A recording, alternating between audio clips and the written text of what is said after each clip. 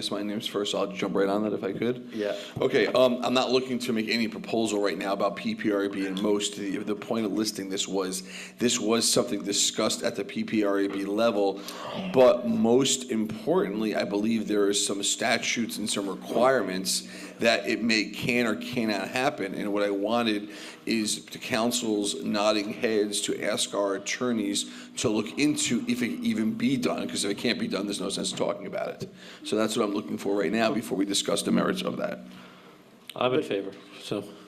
Can I just ask, I mean, I know it's a lot of duplication on board members. I mean, it's like you walk into one meeting and it looks like the same as you walk into the other meeting, right? Is that No, it completely wrong. separate? It's completely wrong because the PPRB is a very active board that has monthly meetings, and the most board has not had a meeting in over a year. So you can't, I don't know why I represent the PPRB, but what I could say is that I don't think it's a comparison because we're actually have a very active group of citizens who have decades upon decades of experience of volunteerism. I thought there was a lot of duplication. I'm sorry. No, and it very well could be, but All right, I was referring to the meeting well, aspect. So what I'd like to do, and that's why I'd like to get the attorneys, because if it can't be done, there's no sense of talking about I'm it. in But favor. I'm in favor also. Anybody else? Just, you want to talk about it, or you just? This is just. I would just like to find out, the statement was made that most hasn't been meeting, and I'd just like to find out why there hasn't been committee meetings. You know, if that's going to be used as the determining factor, is there any reason why they're not meeting? William, you want to talk why it's not been meeting? The only reason I can tell you why is there's several times Glenna Crockett is the chair. Several months she came to me and asked me about a resolution that the most had forwarded regarding their priorities. And she asked me whether or not council had acted on it. Every time she asked me, I told her, no, we didn't act on it yet. So they weren't holding a meeting because the main topic of conversation was whether or not the council acted on their recommendations. Okay.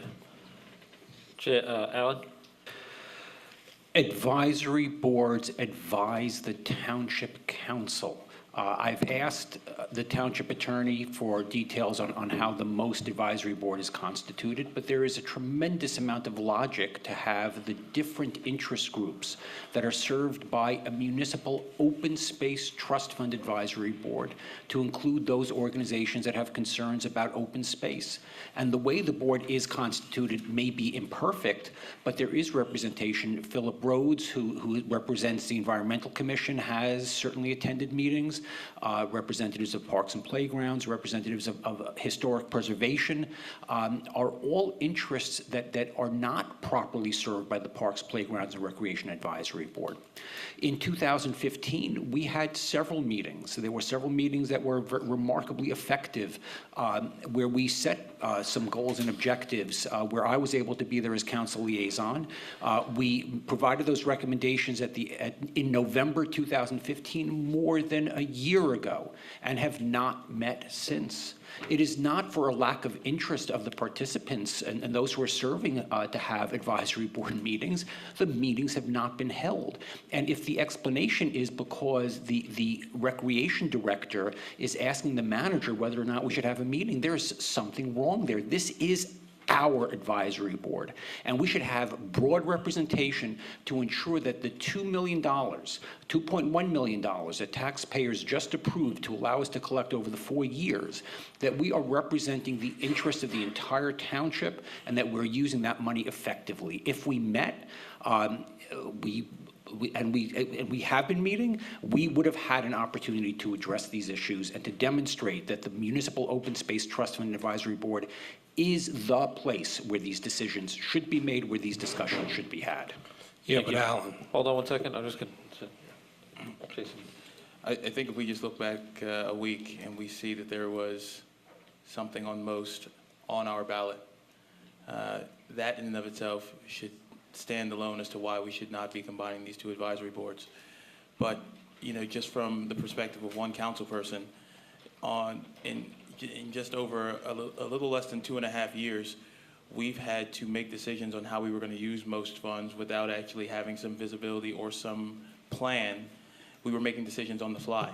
or at least they were presented to us on the fly. And I'd like to see us, allow these two advisory boards to remain separate, but that we actually hold advisory boards accountable to meeting. If they are in place there to advise us and they are not meeting, then maybe there's some stipulation that we can put in that there has to be a meeting that has to occur, particularly when we know that we're balancing more than $2 million. But we cannot combine these two if for no other reason than one of the issues was on the ballot last week, and it was pretty heavily contested. Did you want to say something? I'm sorry. Add on?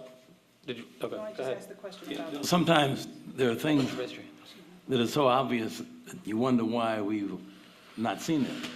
We have these advisory boards, and we really ought to have a time during the year when the council and the advisory board talk to each other. Because otherwise, why have an advisory board if they don't get a chance to communicate with the council? So this most is a particular one, but there are other things, like community relations. They should have a moment on the council.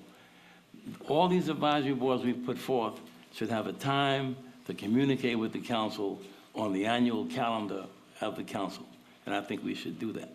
That's a great idea. So right now, the only thing that's on the table is seeing if we can combine the two.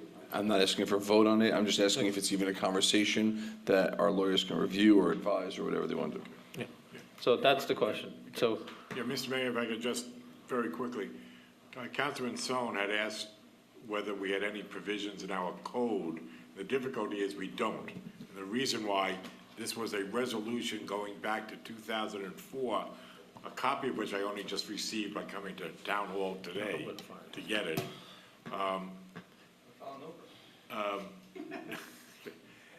Having said that, when I looked at the code, most of our advisory boards don't have their purpose, makeup set forth in the ordinance, right? Some of them do, most of them do not. Where you have an advisory board that is intended to be an ongoing board as opposed to an ad hoc on a special item, we really should do it by ordinance because it's the only way to actually have a ongoing record of it. So one way or the other, this should be codified somehow, and the parks and playground recreation can you also fix it? needs to be Yeah, codified. can we fix it? Yes, we can Okay, fix it. thank you. And then figure out if we can or can't do it, please. Mr. Rupp, can I ask that we just share that copy of of that resolution under which we're operating? Yes, I was going to send it to you. I just ran out of time because I didn't get back to the office. Thank you. Okay. Okay.